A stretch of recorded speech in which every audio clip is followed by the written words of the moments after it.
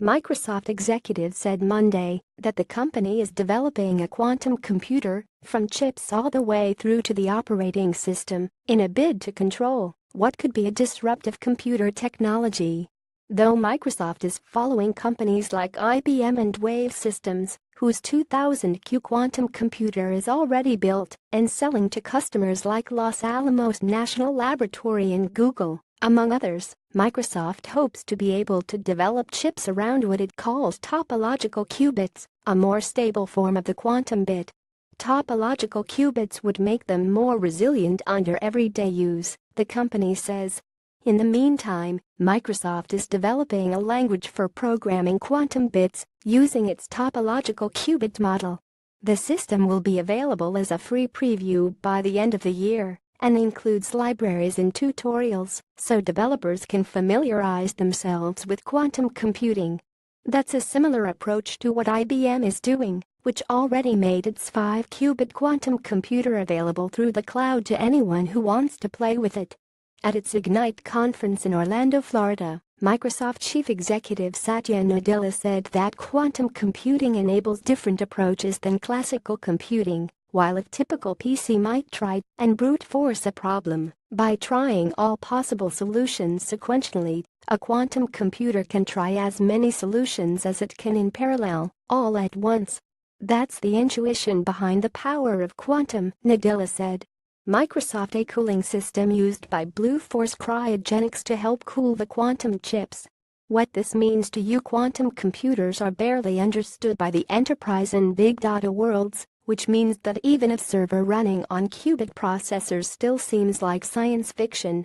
As for a PC, probably not anytime soon. One of the limitations of quantum computing is that the hardware has to be chilled down to just a few millikelvins of smidge above absolute zero for quantum computing to work.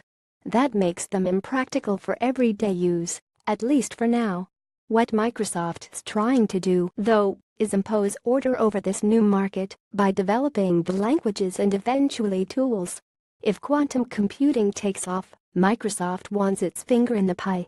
How Microsoft's quantum computers will work: quantum computers calculate differently than today's computers, which store data in the states of 1 and 0.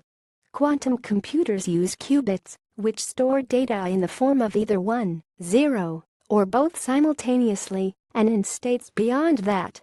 The qubit's flexibility allows quantum computers to do more calculations simultaneously. The problem is that qubits can also be unstable, which could break a computing cycle. Researchers are trying to address those issues through different means. For example, Wave's technique of quantum annealing uses a magnetic field to perform qubit operations. IBM uses what it calls the gate model. Roughly speaking, the concept of Microsoft's approach, a topological qubit, is like a knot in a string.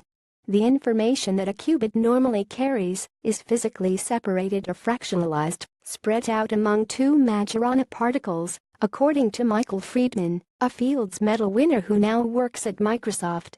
That makes them more resilient, he said. What Microsoft hopes to accomplish is to take everything in a quantum computing stack, from developing the chips itself, to a computer, to the languages and software necessary to run them, and build them itself. When will that be accomplished? Microsoft executives didn't say. This story used reporting previously gathered by Agam Shah. To comment on this article and other World content, visit our Facebook page or our Twitter feed.